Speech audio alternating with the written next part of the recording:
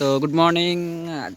আজকে আমাদের সিকিম ট্যুরের ডে 5 আজকে। তো আজকে আমরা বাড়ি ফিরবো। আজকে কালকে গতকাল আমরা এসেছিলাম সিলারিগাঁওতে, আর সিলারিগাঁওতে এসেছিলাম। হ্যাঁ হ্যাঁ, তো গতকাল আমরা সিলারিগাঁওতে এসেছিলাম। সিলারিগাঁওতে ছিলাম আমরা এই হোমস্টেতে।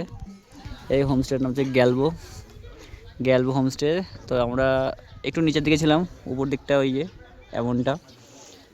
আর এখানের মানে পরিবেশটা হলো একদম গ্রাম্য পরিবেশ, যেখানে ওই যে সামনে স্কুল দেখা যাচ্ছে, এই স্কুল মাঠ আছে।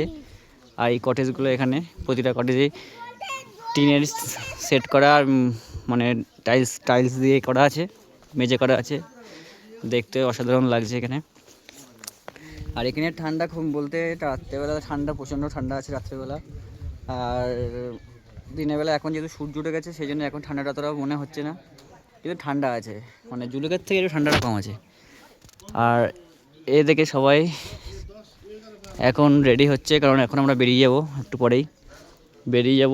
বলতে এখন আমরা যাব এখান থেকে নিউ জলপাইগুড়ি স্টেশনে।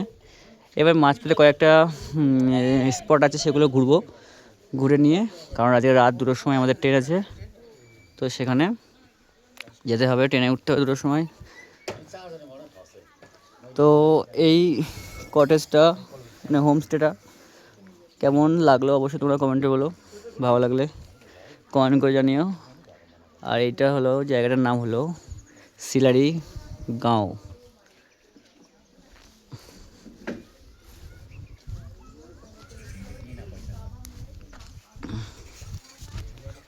তো আমার খুব ভালো লাগলো এখানে সিলারিগাঁওতে এসে। আর আমার যে রুমটা ছিল,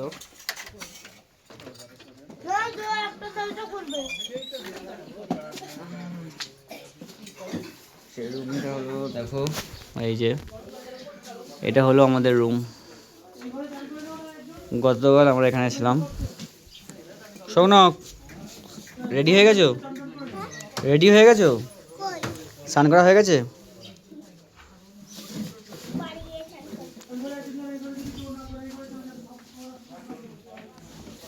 তো আমাদের দেখতে দেখতে আমাদের ট্যুর শেষ হয়ে গেল। প্রায় 5 দিন 6 দিন বাড়ির বাইরে আছি। কালকে বাড়ি ফিরবো, আজকেও ফেরা হবে না, কালকে বাড়ি ফিরতে। তো চলো, টাটা।